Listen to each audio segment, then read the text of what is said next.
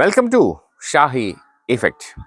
ഒരു കാര്യം ആദ്യമേ പറയുന്ന പോലെ തന്നെ ഇതിന്റെ സങ്കീർണത നിങ്ങൾക്ക് മനസ്സിലായിട്ടുണ്ട്. അതായത് വളരെ വ്യത്യസ്തമാർന്നിട്ടുള്ള അഭിപ്രായങ്ങളാണ്. അത് ചിലതൊക്കെ നമ്മുടെ ഈ മേഖലയിൽ പ്രവർത്തിക്കുന്നതിന്റെ പരിസ്ഥിതിയുമായിട്ട് പ്രവർത്തിക്കുന്ന ആളുകളുടെ ഒരു പ്രത്യേകതയുണ്ട്. എന്താണെന്നറിയോ, അവർ ജനിച്ചു വീഴുന്ന പൊസിഷൻ മരിക്കുന്നവരും മാറില്ല. രാഷ്ട്രീയ പ്രസ്ഥാനങ്ങളെ കാല് മാറുന്നുണ്ടാവും. പക്ഷെ നമ്മുടെ ഈ മേഖലയിൽ ഞാനിപ്പോ ഒരു മൃഗത്തെ ഇങ്ങനെയാണ് സമീപിക്കേണ്ടതെന്ന് ഞാൻ ആദ്യകാലത്ത് രൂപപ്പെടുന്ന എൻ്റെ ചിന്താഗതി അവസാനം വരെ ഉണ്ടാവും എന്നുള്ള ഒരു ഒരു ഒരു ഇൻസ്റ്റിറ്റ്യൂഷണൽ പ്രശ്നം കൂടി നിന്നിട്ട് വേണം ചർച്ച സമീപിക്കാനായിട്ട്.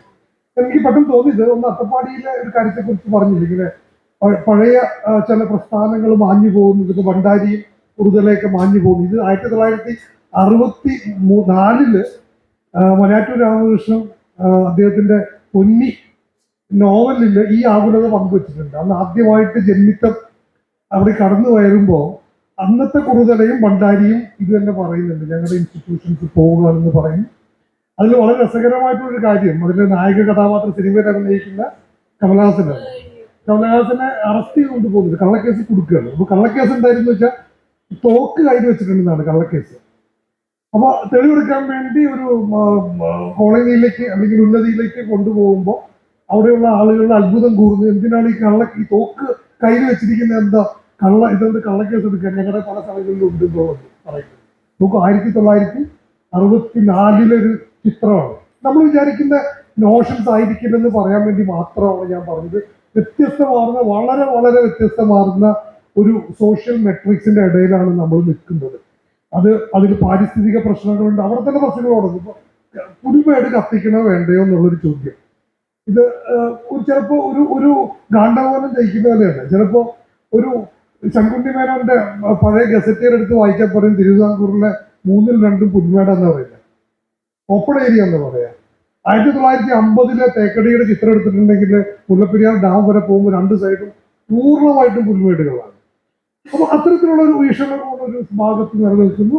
അപ്പുറത്തെ ഭാഗത്താണെങ്കിൽ ഇതൊരു ക്ലൈമാക്സിലേക്കുള്ള പരകോടിയിലേക്കുള്ള യാത്രയാണ്, നമ്മൾ പ്രകൃതിയിൽ ഇടപെടരുത് പറഞ്ഞ വേറൊരു വീക്ഷണവും.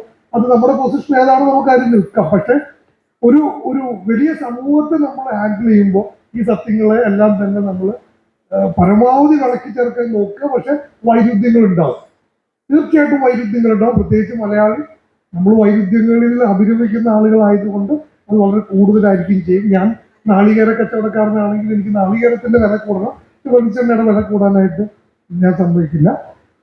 ഞാൻ റബ്ബർ കൃഷിക്കാരനാണെങ്കിൽ റബ്ബറിന്റെ വില കൂടണം, പക്ഷെ ടയറിന്റെ വില കൂടാൻ പറ്റില്ല എന്നുള്ള ചിന്ത നമുക്കുണ്ട്. അത് നമ്മുടെ ഒരേ സമയം നമ്മൾ വളരെ പ്രോഗ്രസീവാണ്, വളരെ യാഥാസ്ഥിതികരമാണ്.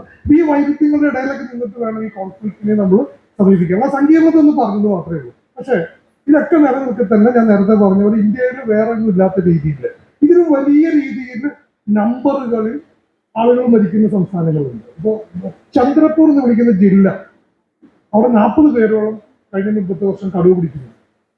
ആന ചവിട്ടി മരിക്കുന്നവരൊക്കെ അങ്ങനെ സാധനങ്ങൾ. പക്ഷെ അതൊന്നും തന്നെ ഞാൻ ന്യായീകരിച്ച് പറയുന്നതല്ല. പക്ഷെ നമ്മുടെ നാട്ടിൽ ഈ കൃഷിനാശം അല്ലെങ്കിൽ ജനങ്ങൾ അലോസരപ്പെടുത്തി ഞാൻ ആദ്യം പറഞ്ഞത് നമ്മളൊക്കെ തന്നെ, ഞാനും കർഷകൻ തന്നെയാണ്, അതുകൊണ്ടത് ഉറപ്പായിട്ട് പറയും. ഈ പ്രശ്നം ഒരു സാമൂഹിക രാഷ്ട്രീയ നിലവാരത്തിലേക്ക് മാറുന്നു. അതിന്റെ ഒരു ദുഃഖകരമായിട്ട് നമ്മളിത് പരിഹരിക്കണമെന്ന് പറയുന്ന കാര്യം എന്തെന്ന് വെച്ച് കഴിഞ്ഞാൽ, ആരോ സൂചിപ്പിച്ചതുപോലെ ശാശ്വതമായ ഒരു പരിഹാരം എന്നതിന് ഉപരി ഇത് ലഘൂകരണമാണ്. അല്ലെങ്കിൽ ഇപ്പൊ ഏത് പാർട്ടി ഭരിച്ചാലും അല്ലെങ്കിൽ ആര് ഭരണത്തിൽ വന്നാലും അല്ലെങ്കിലും ഈ പ്രശ്നം ഒരു രീതിയിൽ നിലനിൽക്കുകയും നമ്മുടെ സമാധാന അന്തരീക്ഷം നമ്മൾ കഴിഞ്ഞ ഒരു 100 വർഷം കൊണ്ട് ആർജിച്ചെടുത്ത കേരളത്തിന്റെ നവോത്ഥാനം എന്ന് പറയുന്ന ഒരു സമാധാന അന്തരീക്ഷത്തെ ഇത് നിരന്തരം അലോസരപ്പെടുത്തിക്കൊണ്ടിരിക്കും. അതുകൊണ്ടാണ് ഇത് പിടിച്ചോട്ടെന്ന് പറയുന്നത്. അപ്പൊ അതിനു വേണ്ടിയുള്ള ധാരാളം ശ്രമങ്ങൾ സർക്കാർ നടത്തുന്നുണ്ട്, വനംവകുപ്പ് നടത്തുന്നുണ്ട്. നമ്മൾ ചെയ്തത് ഞാൻ നേരത്തെ പറഞ്ഞതുപോലെ കേരള സംസ്ഥാനത്തെ ഇപ്പോ 12 മേഖലകളാക്കി തിരിച്ച് അതിനകത്ത് ഏറ്റവും കൂടുതൽ കോൺഫ്ലിക്റ്റ് ഉള്ള ഹോട്ട്സ്പോട്ടുകൾ തയ്യാറാക്കി അതിന് ഉതകുന്ന അതിന് കാരണങ്ങൾ കണ്ടെത്തി പരിഹാര ക്രിയകൾ കണ്ടെത്താൻ നോക്കിക്കൊണ്ടിരിക്കും. ഇപ്പൊ നമ്മൾ ഇന്ന് ചർച്ച ചെയ്ത പല കാര്യങ്ങളും അതിലേക്ക് വരും. അങ്ങനെ സംസ്ഥാനത്തിനൊട്ടാകെ ഉള്ള പ്രവർത്തനങ്ങൾ നമുക്ക് ചെയ്യാൻ മാത്രമേ കഴിയുള്ളൂ.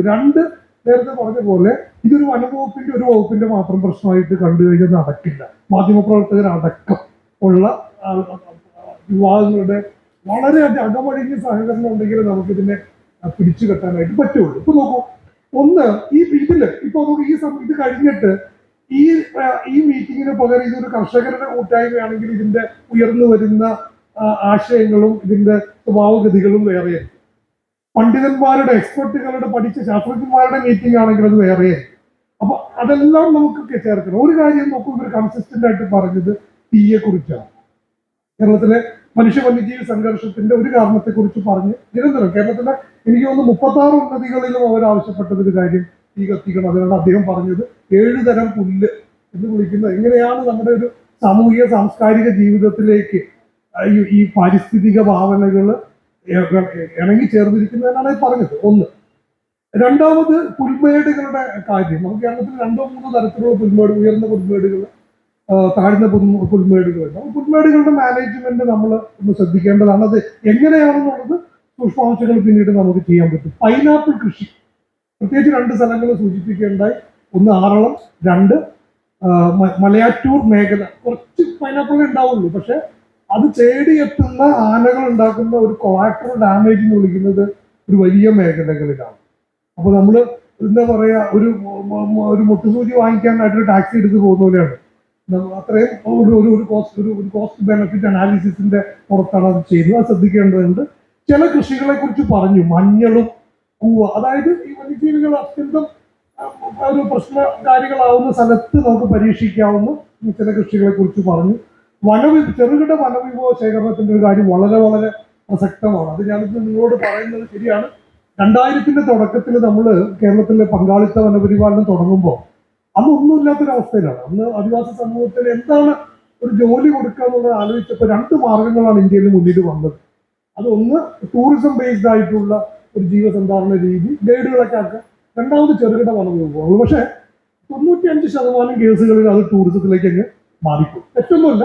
ഇന്ന് കേരളത്തിൽ ഏതാണ്ട് 60 തൊട്ട് 100 കോടി രൂപ വരെ നമ്മൾ ഈ ഇക്കോ ടൂറിസം വഴി വരുമാനം, അത് 90% പോകുന്നത് നമ്മുടെ ആദിവാസി മേഖലകളിൽ തന്നെയാണ്. അപ്പൊ അതുകൊണ്ട് അത് മോശമായി എന്നല്ല. പക്ഷെ ഇതിന്റെ 2ാം ഘട്ടത്തിൽ നമ്മൾ ആലോചിക്കേണ്ടത് വലിയ രീതിയിൽ മൂല്യവർദ്ധനവ് നടത്തി ചെറുകിട വനവിഭവങ്ങളെ വിപണനം ചെയ്യാനുള്ള സാധ്യതയെക്കുറിച്ച് ആലോചിക്കണം. ഒരു പക്ഷേ ടൂറിസത്തിന്റെ എന്താ പറയുക, ഒരു സാച്ചുറേഷൻ പോയിന്റിലേക്ക് എത്തിയിട്ടുണ്ടോ എന്നൊരു ആലോചന കൊടുക്കുന്നു നമുക്ക് ചിലപ്പോൾ നടത്തേണ്ടി വരുന്നൊരു ആവശ്യത്തിൽ പറഞ്ഞു. പിന്നീട് നമ്മൾ ദീർഘകാലാടിസ്ഥാനത്തിൽ എല്ലാവരും പറഞ്ഞൊരു കാര്യമാണ്, എന്താണ് പറയുക, ആവാസ വ്യവസ്ഥകളെ ആരോഗ്യപ്പെടുത്തണം.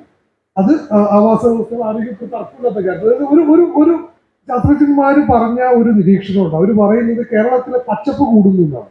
കാർബൺ ഡയോക്സൈഡ് കൂടുന്ന അന്തരീക്ഷത്തിൽ പച്ചപ്പ് കൂടുകയും അതേസമയം കേരളത്തിൽ വരൾച്ചയും കൂടുന്നു. അപ്പോൾ ഒരേ സമയം പച്ചപ്പ് കൂടുന്നു, അതേസമയം തന്നെ മഴ ദിനങ്ങൾ കുറഞ്ഞു വരുന്ന ഒരു പ്രത്യേക കാലാവസ്ഥയിലാണ് കേരളം നിൽക്കുന്നത്. അതാണ് കാട്ടിൽ പോകുമ്പോൾ മേൽത്തട്ട മരങ്ങളല്ലാതെ താഴെ അടിത്തട്ടില്ല എന്ന് പലരും സൂചിപ്പിച്ച ഒരു പ്രത്യേക പ്രതിഭാസം. വളരെ പ്രധാനപ്പെട്ട കാര്യമാണ്. അപ്പോൾ ഒരുപക്ഷെ നമ്മൾ വനംവകുപ്പും നമ്മളെല്ലാവരും തന്നെ എന്താ പറയാ, ഒരു ഇനിയുള്ള കാലത്തെ പരിസ്ഥിതി പുനഃസ്ഥാപനം പ്ലാൻ ചെയ്യുമ്പോൾ ഇത് വേണം. കാരണം ഒരുപക്ഷെ 1970-കളിൽ നമുക്ക് കേരളത്തിൽ ഉരുത്തിരിഞ്ഞു വന്ന ഒരു പാരിസ്ഥിതിക ഭാവന മരത്തെ ബേസ് ചെയ്തിട്ടാണ്, വൃക്ഷത്തെ ആരാധിക്കുക എന്നുള്ള ഒരു ഭാവനയിലാണ് അത് ഉരുത്തിരിഞ്ഞ് വന്നിട്ടുള്ളത്. ഒരുപക്ഷെ പുൽമേടുകളുടെ ഒരുപക്ഷെ അത്രയും പ്രാധാന്യം നമ്മൾ ഇനിയുള്ള കാലത്ത് കൊടുക്കേണ്ടിയിരിക്കുന്നു. കൃഷി തിരിച്ചു പിടിക്കുക എന്നുള്ളത് പറഞ്ഞു.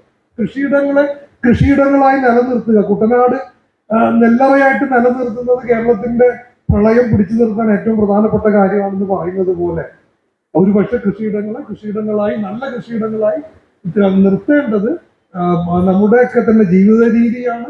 പുതിയ തലമുറ ഇവിടെ നിൽക്കാൻ സഹായിക്കും. അതേപോലെ തന്നെ മനുഷ്യ വന്യജീവി സംഘർഷ ലഘൂകരണത്തിന്റെ ഒരു പ്രധാനപ്പെട്ട പ്രക്രിയയാണ്. ഇന്ന് കേരളത്തിന്റെ ചില ഭാഗത്തെങ്കിലും ഒഴിഞ്ഞു കിടക്കുന്ന സ്ഥലങ്ങൾ പുതിയ ആവാസ വ്യവസ്ഥകളായിട്ട് മാറുകയും അവിടെ ചില മൃഗങ്ങൾ അടക്കം ശരിക്കും ബ്രീഡ് ചെയ്ത് തുടങ്ങുന്നുണ്ട്. അത് നിർഭാഗ്യമെന്ന് പറയട്ടെ, അതൊരു പൂർണ്ണ ആവാസ വ്യവസ്ഥ ആയിട്ടുമില്ല. അത് തീർച്ചയായിട്ടും ഒരു സംഘർഷഭരിതമായൊരു അന്തരീക്ഷത്തിലേക്ക് അത്തരം മേഖലകൾ മാറാനുള്ള സാധ്യതയുണ്ട്. പ്രത്യേകിച്ച് ചില റബ്ബർ തോട്ടങ്ങളുണ്ട്. വയനാട്ടിലെ ചില പ്രദേശങ്ങളൊക്കെ ഇത്തരത്തിലുള്ള ഹോട്ട്സ്പോട്ടുകളിൽ വരുന്നതാണ്. പിന്നീട് ഒരു കാര്യം നമ്മളിപ്പോൾ ഈ ഇന്നത്തെ മീറ്റിംഗിൽ തന്നെ നമ്മൾ സ്റ്റാർട്ടപ്പ് മിഷന്റെ, കേരള സർക്കാരിന്റെ സ്റ്റാർട്ടപ്പ് മിഷന്റെ പ്രതിനിധികളെ വിളിച്ചിരുന്നു. ഒരു പ്രിലിമിനറി മീറ്റിംഗിനായിരുന്നു. അതായത് നമ്മൾ ഇന്ന് അവതരിപ്പിച്ച ആ 100ഓളം അറിവുകളെ ശാസ്ത്രീയമായിട്ട് ഇപ്പോൾ ശ്രീ സാബുജി എത്തിയിട്ടുണ്ട്. അപ്പോൾ ഇതിനെ നമുക്ക് സ്റ്റാർട്ടപ്പ് മിഷനിലൂടെ അപ്സ്കെയിൽ ചെയ്യാനുള്ള സാധ്യതകൾ, ഒരു കുറച്ചുകൂടെ ഒക്കെ വ്യാപിക്കാൻ ഒരു പരമ്പരാഗത കസ്റ്റമറി നോളജ് ആയിട്ട് മാത്രം നിൽക്കാതെ അതിന് കുറച്ചും കൂടെ നമുക്ക് അദ്ദേഹം സൂചിപ്പിച്ചതുപോലെ അതിൻ്റെ എന്തെങ്കിലും വ്യാവസായിക സാധ്യതകൾ ഉണ്ടെങ്കിൽ പേറ്റന്റും നമ്മുടെ ABS റെജീമിലും പെടുത്തി നമുക്ക് കൊടുക്കാനുള്ള ഒരു സാധ്യത കൂടെ ആലോചിക്കാൻ തീർച്ചയായിട്ടും ആലോചിക്കേണ്ടതാണ്. വിളമാറ്റത്തെ കുറിച്ച് പറഞ്ഞു നോക്കുന്നത് വളരെ എളുപ്പമല്ല. വളരെ വർഷങ്ങൾക്ക് മുമ്പ് വയനാട് ഞാനിതുപോലെ സംസാരിച്ചപ്പോൾ എന്നെ അടിക്കാൻ വന്ന ആളുകൾ നിങ്ങൾ വനംവകുപ്പ് ഞങ്ങളുടെ കൃഷി അങ്ങനെയല്ല. അത് ഞാൻ തീർച്ചയായിട്ടും പറയാൻ ആ ഒരു ഭാവന മാറിക്കൊണ്ട് ഞാനും നിങ്ങളും എന്നല്ല, ഞാൻ വനംവകുപ്പിൽ സാന്ദർഭികമായിട്ട് നിൽക്കുന്നത് അപ്പുറത്ത് വേറൊരു വകുപ്പിലാകാമായിരുന്നു, ഇപ്പുറത്താകാമായിരുന്നു. ഇതൊരു പൊതു പ്രശ്നമാണ്. അപ്പൊ അത്തരത്തിലുള്ള കാര്യങ്ങൾ ഒരുപക്ഷെ കൃഷി വകുപ്പ് നമ്മൾ ചേർന്ന് ആലോചിക്കണം. വളരെ സങ്കീർണമായിട്ടുള്ള പ്രശ്നങ്ങളിൽ വിളമാറ്റത്തിന്റെ ആവശ്യമുണ്ട്, ഉണ്ടെങ്കിൽ എന്താണ് എന്നുള്ള ചോദ്യങ്ങളൊക്കെ തന്നെ. പുതിയ തലമുറയിലെ ആളുകളെ അറിവുകൾ കൈമാറ്റം ചെയ്യപ്പെടുന്നില്ല എന്നുള്ളൊരു കാര്യത്തെക്കുറിച്ച് ഒരു കുറ്റസമ്മതം പോലെ തന്നെ നമ്മൾ പലരും സംസാരിക്കേണ്ടത്. അത് രാജ്യവും അത് വളരെയധികം എടുത്ത് പറഞ്ഞു വളരെ പ്രധാനപ്പെട്ട ഒരു കാര്യമാണ്. അതിലെന്താണ് ഒരുപക്ഷെ നമ്മുടെ VSSകളും EDCകളും ഊരുകൂട്ടം അങ്ങനെയുള്ള പ്രസ്ഥാനങ്ങൾ അദ്ദേഹം സൂചിപ്പിച്ച പരമ്പരാഗതമായിട്ടുള്ള പ്രസ്ഥാനങ്ങളൊക്കെ റിവൈവ് ചെയ്ത് പുനരുജ്ജീവിപ്പിക്കേണ്ട ഒരു ആവശ്യകത ഇതിലാണ് നിൽക്കുന്നത്. ഇതും ആലോചിക്കേണ്ട ഒരു വിഷയമാണ്. പ്രത്യേകിച്ച് ട്രൈബൽ ഡിപ്പാർട്ട്മെന്റിന്റെ റോൾ ഇതിൽ വളരെ വളരെ പ്രധാനപ്പെട്ടതാണ്. പഞ്ചായത്ത് കുടുംബശ്രീ ഇതും വളരെ പ്രധാനപ്പെട്ട. നമ്മൾ ഗോത്രപേരിയുടെ 2ാം ഘട്ടം ആലോചിക്കുന്നത് ഒരുപക്ഷെ കേരളത്തിലെ ട്രൈബൽ ലൈവ്ലിഹുഡ്സ്, അതായത് ജീവസന്ധാരണ രീതികളൊന്നും മാപ്പ് ചെയ്യാൻ പറ്റും. പല ഏജൻസികൾ പല രീതിയിൽ നമ്മൾ പല പല തൊഴിൽ സംരംഭങ്ങൾ ചെയ്തിട്ടുണ്ട്. പക്ഷെ ഇതൊന്നും തന്നെ ക്രോഡീകരിച്ചിട്ടില്ല. ചിലതൊക്കെ നമുക്ക് കുറച്ചും കൂടി പറഞ്ഞാൽ ചിലത് ഇപ്പോൾ ഭക്ഷ്യയോഗ്യമായിട്ടുള്ള ഇപ്പോൾ ആറളത്ത് എന്നാൽ കാന്താരി ചിക്കൻ കിട്ടും. ഇതൊരു പക്ഷേ നമുക്കൊരു കുടുംബശ്രീയുടെ ഒരു മേഖലയിലൂടെ നമുക്ക് വേണമെങ്കിൽ വ്യാപിപ്പിക്കാനായിട്ടുള്ള സാധ്യതകളൊക്കെ നമുക്ക് നിലനിൽക്കുന്നു. പിന്നീട് പഞ്ചായത്തുകളുമായിട്ടുള്ള സഹകരണം, അത് സാധ്യം സൂചിപ്പിച്ചതുപോലെ ഒരു ഉത്തരവാദിത്വം കൊടുക്കുന്നതല്ല. അതായത് ഇതിന്റെ ആൻസർ ഇവിടെ തന്നെ ഉണ്ട്. പണ്ടൊക്കെ മനുഷ്യ വന്യജീവി സംഘർഷം നമ്മൾ ഒരു പരിധി വരെ ലഘൂകരിച്ച് എങ്ങനെ ആരോ പറഞ്ഞ പോലെ 100 കണക്കിന് ആളുകൾ കാവൽപ്പുരയിൽ കച്ച നെയ്ത് കിടക്കുന്നു പറഞ്ഞു. എല്ലാവരും കൂടെ ചേർന്നിട്ടാണ് ആ വരവിന് തടഞ്ഞുകൊണ്ടിരുന്നത്. അത് പിന്നീട് ഈ നഷ്ടപരിഹാരം കൊടുക്കുന്ന ഒരു രീതി വന്നപ്പോൾ എന്ത് പറ്റി, ഇത് വനംവകുപ്പിന്റെ അതിലേക്ക് മാത്രമായിട്ട് ചുരുങ്ങുന്ന ഒരു പ്രക്രിയ കാണാൻ പറ്റും. ഇപ്പോൾ എന്താ ചെയ്യുന്നത് എനിക്ക് പറഞ്ഞു കഴിഞ്ഞാൽ അത് വീണ്ടും നമ്മൾ പഴയ പോലെ എല്ലാവരും ചേർന്നാലും നടക്കുള്ളതുകൊണ്ട് മാത്രമാണ്. അല്ലാതെ എൻ്റെ ആന നിങ്ങളുടെ വിള എന്നുള്ളൊരു അപരയുക്തിയിലല്ല നമ്മൾ പോകുന്നത്. നമ്മൾ ഹിന്ദു മുസ്ലിം എന്നുള്ള ഒരു അപരസങ്കല്പത്തിലല്ല, നമ്മൾ ഒന്നിച്ചുള്ള ഒരു ഒരു ഒരു ഒരു സന്ദേശത്തിന്റെ പുറത്തിലാണ് ഇതിനെ സമീപിക്കാനായിട്ട് ശ്രമിക്കേണ്ടത്. ജില്ലാതല സമിതികളെ കുറിച്ചുള്ള കാര്യം പറഞ്ഞു. സർക്കാർ വളരെ വളരെ ദൃഢനിശ്ചയത്തോടെ തീരുമാനം എടുത്തിട്ടുള്ളത്, അതായത് ജില്ലാതലത്തിൽ മനുഷ്യ വന്യജീവി സംഘർഷം സംസാരിക്കാനുള്ള കമ്മിറ്റികൾ ഉണ്ടാക്കി പ്രവർത്തനം തുടങ്ങിയിട്ടുണ്ട്. പക്ഷെ നല്ലൊരു ആശയം ഇന്ന് വന്നത് അതിന് മാത്രം പോരാ. ജില്ലാ വികസന സമിതിയിലും പ്ലാനിംഗ് ബോഡിയിലും ഏത് വേണം ഈ വിഷയം ചർച്ച ചെയ്യപ്പെടുന്നുണ്ട്. സന്തോഷ് സാർ പറഞ്ഞത് എന്താണ്, ക്ലൈമറ്റ് പ്രൂഫിംഗ് ഓഫ് അഗ്രികൾച്ചർ എന്ന് പറയാറുണ്ട് അല്ലെ. ഒരു കാലാവസ്ഥയ്ക്കനുസരിച്ച് കാർഷിക വിളകൾ ചെയ്യാറുണ്ട്. അതുപോലെ തന്നെ ഒരു പക്ഷേ wild life proofing of agriculture എന്ന് പറഞ്ഞ ഒരു സങ്കല്പത്തിലേക്ക് നമുക്ക് ചിലപ്പോൾ മാറേണ്ടി വരും. വളരെയധികം അത്യന്ത സങ്കീർണമായ ചില സ്ഥലങ്ങളിൽ തീർച്ചയായിട്ടും പറ്റിയില്ലാന്ന് വരുമ്പോൾ അങ്ങനെ പോകേണ്ടി വരും. വേറൊന്ന് രഘു സൂചിപ്പിച്ചതുപോലെയുള്ള രഘുവായിട്ടിന്റെ മെയിൻ കോർഡിനേറ്റർ ആയിരുന്നു. KFRയുടെ ഭാഗത്തു നിന്ന് വളരെ സുചിരകമായ റോളാണ് കഴിച്ചത്. ഇതിന്റെ പല പ്രോഡക്റ്റുകൾക്കും GI ടാഗ് കൊടുക്കാൻ പറ്റും. ഇപ്പോൾ മറയൂർ ശർക്കര അല്ലെങ്കിൽ ആറന്മുള കണ്ണാടി എന്നൊക്കെ പറയുന്ന പോലെ നമ്മുടെ പല ഈ ഉൽപ്പന്നങ്ങൾക്കും നമുക്ക് ഇതിനുള്ള സാധ്യതയുണ്ട്. അത് നമുക്ക് പരീക്ഷിച്ച് കഴിഞ്ഞാൽ നമ്മുടെ കോളനികളിൽ തന്നെയാണ് അതിന്റെ ഗുണം കിട്ടാനായിട്ട് പോകുന്നത്. പിന്നീട് ഞാൻ നേരത്തെ സൂചിപ്പിച്ചതുപോലെ ഇന്നത്തെ ഈ പ്രത്യേകിച്ച് നാട്ടറിവുകളെ നമ്മൾ ചെറിയ കുറിപ്പുകളാക്കി മാറ്റിക്കൊണ്ട് അത് കൂടുതൽ ആളുകളിലേക്ക് എത്തത്തക്ക രീതിയിലുള്ള ഒരു സംവിധാനം നമുക്ക് ലഭ്യമാക്കാം. എഡ്യൂക്കേഷണൽ കരിക്കുലത്തിലെ ഈ കാട്ടറിവുകളും നാട്ടറിവുകളും ഉൾക്കൊള്ളിക്കുന്ന ഒരു കാര്യത്തെക്കുറിച്ച് പറഞ്ഞു വളരെ നല്ലൊരു സജഷനാണ്. അത് ഏത് രീതിയിൽ ചെയ്യാമെന്നുള്ളതിനെ കുറിച്ച് വിദ്യാഭ്യാസ വകുപ്പുമായിട്ട് ആലോചിക്കാം. അശാസ്ത്രീയമായ വികസനം എന്നുള്ളൊരു വിഷയത്തെക്കുറിച്ച് വളരെ ശരിയാണ്. നമ്മുടെ ആവാസ വ്യവസ്ഥകളുടെ ശോഷണത്തിന് പല സ്ഥലങ്ങളിലും കാരണമായിട്ടുള്ളത് നമ്മുടെ ഒരു അശാസ്ത്രീയമായിട്ടുള്ള വികസനത്തിന്റെ കാര്യങ്ങളുണ്ട്. അപ്പൊ അത് ഒരു ഓർമ്മപ്പെടുത്തലാണ്.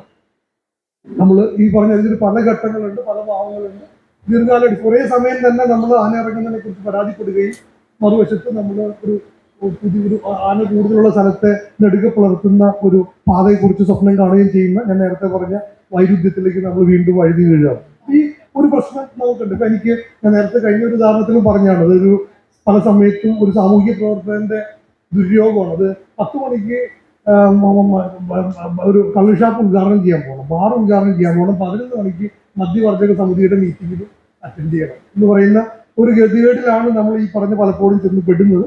അത് നമ്മൾ പരിഹരിച്ചാൽ മതിയാവും. അത് കൂട്ടായ ചർച്ചകൾക്കൂടെ മാത്രമേ നമുക്ക് കഴിയുകയുള്ളൂ.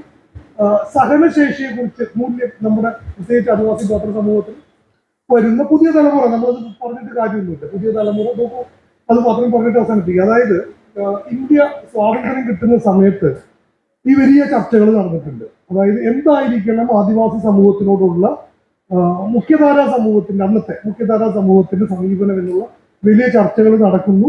നെഹ്റു അതിനെക്കുറിച്ച് ആലോചിക്കുന്ന അദ്ദേഹത്തിന്റെ ഒരു സുഹൃത്തിനോടാണ്. അദ്ദേഹത്തിന്റെ സുഹൃത്തിന്റെ പേര് വെറിയർ എൽവിൻ എന്നാണ്. വെറിയർ എൽവിൻ ശരിക്കും പറഞ്ഞൊരു ബ്രിട്ടീഷുകാരനാണ്. മിഷണറി ആയിട്ട് ഇന്ത്യയിൽ വന്ന് ക്രിസ്തുമതം പ്രചരിപ്പിക്കാൻ വന്നു. പിന്നെ ഗാന്ധിജിയുടെ ആരാധകനായിട്ട് കുറെ കാലം അങ്ങനെ പോയി. പിന്നെ ഒരു ആദിവാസി പെൺകുട്ടിയെ കല്യാണം കഴിച്ചിട്ട് ജാർഖണ്ഡിലും അരുണാചൽ പ്രദേശിലൊക്കെ ജീവിക്കുകയുണ്ടായി. അപ്പൊ അദ്ദേഹമാണ് ഉപദേശിച്ചു കൊടുത്തത്. അദ്ദേഹം നെഹ്റുവിന് കൊടുത്തത് 3 മാതൃകകളാണ്. ഒന്നാമത്തെ മാതൃക നമ്മുടെ ആൻഡമാനിലെ കൊള്ള പോലെ അവരെ വിട്ടേക്കും, അവരെ നമ്മൾ അന്വേഷിച്ച് പോകരുത്, അവർ അവരുടേതായ രീതിയിൽ അവരുടേതായിട്ടുള്ള സാമൂഹിക ജൈവ പരിണാമത്തിന്റെ ഭാഗമായിട്ടൊക്കെ പൊക്കോട്ടെ എന്ന് പറഞ്ഞു. ഇത് ഡോക്ട്രൈൻ ഓഫ് ഐസൊലേഷൻ എന്ന് പറഞ്ഞു. രണ്ടാമത് അദ്ദേഹം കൊടുത്തൊരു മാതൃക അങ്ങനെയല്ല, നേരെ ഓപ്പോസിറ്റ്, തിരിച്ച് അവരെ പൂർണ്ണമായിട്ടും മുഖ്യധാരയിലേക്ക് വിളക്കി ചേർത്തു. ദ ഡോക്ട്രൈൻ ഓഫ് എന്താ പറയുക, അസിമിലേഷൻ എന്ന് പറഞ്ഞ ആഹരിക്കണം. മൂന്നാമത് പറഞ്ഞ മോഡലാണ് ഇന്റഗ്രേഷൻ എന്ന് പറഞ്ഞ അവര് തനതായ മൂല്യങ്ങൾ നിലനിർത്തുമ്പോൾ തന്നെ ദേശീയ മുഖ്യധാരയിലേക്ക് വരും. അതാണ് ശരിക്കും നെഹ്റു സ്വീകരിക്കുന്നത്. പക്ഷെ അടുത്ത കാലത്തായിട്ട് സംഭവിച്ചിട്ടുള്ളത്, നമ്മൾ അങ്ങനെയൊക്കെ തന്നെ ചെയ്തിരുന്നത്, പക്ഷെ അടുത്ത കാലത്തായിട്ട് സംഭവിക്കുന്നത് മാർക്കറ്റുകളും ആധുനിക വികസന പദ്ധതികളെല്ലാം തന്നെ ഇവിടെ എത്തുന്നുണ്ട്, നമ്മുടെ കോളനികളിൽ എത്തുന്നുണ്ട്. നമ്മളിപ്പോൾ നമ്മുടെ പുതിയ തലമുറയിലെ കുട്ടികൾ ഇതിൽ മൊബൈൽ ഫോണിൽ കണ്ടുകൊണ്ടിരിക്കുന്നത് 90% നേരം ബോളിവുഡ് പാട്ടുകളാണ്. എന്നിട്ട് നമ്മൾ നമ്മുടെ മൂല്യത്തെക്കുറിച്ച് നമുക്ക് പ്രസംഗിക്കുമ്പോൾ ഉണ്ടാകുന്ന ഈ വൈരുദ്ധ്യാത്മക അവർക്കും തോന്നും. നിങ്ങളായിരിക്കും ഞങ്ങൾ മസാല ദോശ തിന്ന് ഞങ്ങൾ റാഗിയും തെനയും മാത്രമല്ല എന്ന് അവർക്ക് തോന്നി തുടങ്ങിയാൽ ഇത് മാറുന്ന കാലമാണ്. ആ മാറുന്ന യാഥാർത്ഥ്യത്തെ കൂടി അംഗീകരിച്ചിട്ട് നമുക്ക് വളരെ മുറുകെ പിടിച്ചിട്ട് സ്വാംശീകരിച്ചുകൊണ്ട് മുന്നോട്ട് പോകുക തന്നെ നമ്മൾ ചെയ്യേണ്ടി വരും. ഇപ്പൊ ഞാനിപ്പോ സാന്ദർഭികമായിട്ട് ഓർക്കുന്നത് 5 വർഷങ്ങൾക്ക് മുമ്പ് നമ്മുടെ ഒരു വോളണ്ടറി റീലൊക്കേഷൻ, സ്വയം സന്നദ്ധ പുനരധിവാസ പദ്ധതിയെ കുറിച്ച് ആലോചിക്കുമ്പോൾ അന്ന് ഏതാണ്ട് 30ഓളം ഉന്നതികളിലുള്ള ആളുകൾ ഇത് മുന്നോട്ട് വന്നിരുന്നു. പക്ഷെ അത് അപ്പൊ തന്നെ വലിയ വിവാദമായി. എന്താണ്, ആദിവാസി സമൂഹത്തെ വനത്തിൽ നിന്ന് പുറത്താക്കുന്നു എന്ന് പറയുന്ന വലിയ വിവാദത്തിലേക്ക് വന്ന് അങ്ങനെയാണ് നിന്ന് പോകുന്നത്. പക്ഷെ നമുക്ക് പുതിയ തലമുറ അങ്ങനെ ആവശ്യപ്പെടുന്നുണ്ടെങ്കിൽ അത് അവരുടെ റൈറ്റാണ്, അത് അവർ അങ്ങനെ ആഗ്രഹിച്ച് തുടങ്ങുന്നു എന്നുള്ളതാണ് അതിന്റെ അർത്ഥം.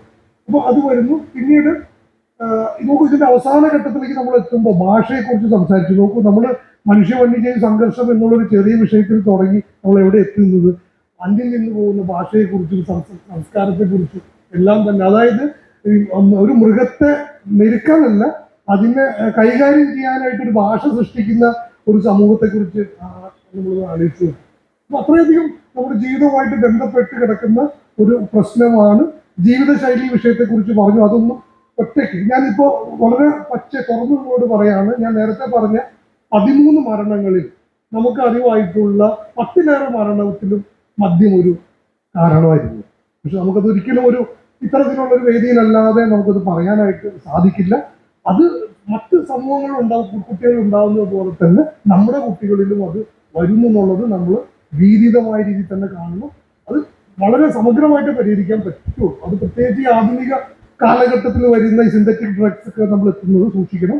അത് നമ്മൾ ആലോചിക്കേണ്ടതാണ്. അപ്പോൾ നമ്മൾ ആധുനികതയെ കുടുങ്ങിക്കൊണ്ടിരിക്കുക തന്നെ ചെയ്തുകൊണ്ടിരിക്കുകയാണ്. പക്ഷെ അതേസമയം തന്നെ ഇത്തരം പ്രശ്നങ്ങളെ നമ്മൾ കൈകാര്യം ചെയ്യേണ്ടിയിരിക്കുന്നു പറഞ്ഞു. വനം വകുപ്പ് പറയാ, നേരത്തെ അവിടെ സൂചിപ്പിച്ചില്ല, ഇങ്ങനെ അടുത്ത കാലത്തായിട്ട് വരുന്ന മാറ്റങ്ങൾ, അതിന് പൂർണ്ണമായിട്ടൊരു കുറ്റസമ്മത ഞാൻ പറയും. വനം വകുപ്പ് എന്ന് വിളിക്കുന്നത് ഒരു 150-60 വർഷങ്ങൾക്ക് മുമ്പ് രൂപീകരിച്ച ഒരു വിഭവ ചൂഷണത്തിന് വേണ്ടി രൂപീകരിച്ച ഒരു വകുപ്പാണ്. അല്ലാതെ ഇന്ത്യ നന്നാക്കാൻ വേണ്ടി സായിപ്പ് ഉണ്ടാക്കിയ വകുപ്പൊന്നുമില്ല. അതൊക്കെ പിന്നീട് ചരിത്രകാരന്മാർ കൽപ്പിച്ച് തന്ന ചില ഭാവനകളാണ്. അതിനു വേണ്ടി ഉണ്ടാക്കിയിട്ടുള്ള സിസ്റ്റമാണ് അത്. നമ്മൾ ഇന്നത്തെ നോക്കും, ഇന്ന് കഴിഞ്ഞ ഒരു പ്രളയത്തിന് ശേഷം പ്രത്യേകിച്ച് നമ്മൾ ഒരു തദ്ദേശീയമായ രീതിയിൽ ആരെ സൂചിപ്പിച്ചതുപോലെ ഒരു വിഭവ ചൂഷണം മാറ്റിക്കൊണ്ട് ഒരു എന്താ പറയുക, തദ്ദേശ ജനതയുടെ സമൂഹത്തിന്റെ താല്പര്യത്തിന് വേണ്ടിയുള്ള പാരിസ്ഥിതിക സേവനങ്ങളും എല്ലാം കണക്കിലെടുത്തുകൊണ്ടുള്ള ഒരു പരിണാമത്തിലാണ്. പക്ഷേ വലിയ കപ്പലാണ്.